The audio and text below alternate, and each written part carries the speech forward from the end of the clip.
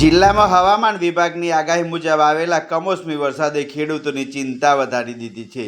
છેલ્લા 2 દિવસથી પડી રહેલા અણસમયે વરસાદના કારણે ખેડૂતોના ઊભા પાકને ભારે નુકસાન પહોંચ્યું છે અને વિસ્તારોમાં મગફળી, સોયાબીન, તુવેર સહિતના પાકો પાણીમાં ગરકાવ થતાં બગડવાની સ્થિતિ પહોંચી ગયા છે. ખેડૂતો જણાવે છે કે મોંઘા દરે ખાતર અને બિયારણ ખરીદીને મોટા ખર્ચ પાક વાવેલો, પરંતુ અણધાર્યા વરસાદે આખી મહેનત પર પાણી ફેરવી દીધું હોય. હાલ તો ખેતરોમાં પાણી ભરાઈ જતા પાક ઊભો રાખવો મુશ્કેલ બન્યું છે. ખેડૂતોને હવે રાતા પાણીએ રડવાનો વારો આવ્યો છે. પાકને બચાવવા કેવી રીતે થશે, એ ગુમાવેલી મૂડી કેવી રીતે વસૂલ થશે, હાલ તો ચિંતા સેવાઈ રહી છે. ગામડામાં રહેલા ખેડૂતો સરકારને સહાયની માંગ ઉઠાવી રહ્યા છે.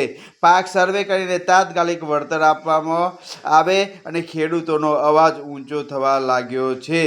અનેક જગ્યાએ ખેતરોમાં ઊભા પાકને પાણીમાં ગરકાવ થતા ખેતરો ખાલી મેદાન જેવા થઈ ગયા છે. ખેડૂતો કહે છે કે આવો વરસાદ તો જ્યારે આપત્તિ સમાન છે. ખેતરોમાં પાક બગડ્યો છે અને હવે સહાય વિના જીવવું મુશ્કેલ છે. સાબરકાંઠાના ગ્રામ્ય વિસ્તારોમાં હાલ ભારે નિરાશા અને આર્થિક નુકસાનીનો માહોલ છવાયેલો જોવા મળી રહ્યો છે. ખેડૂતોની એક જ માંગ છે કે સર્વે કરી અને સરકાર દ્વારા સહાય કરવામાં આવે. મોંઘા ભાવના ખાતરો અને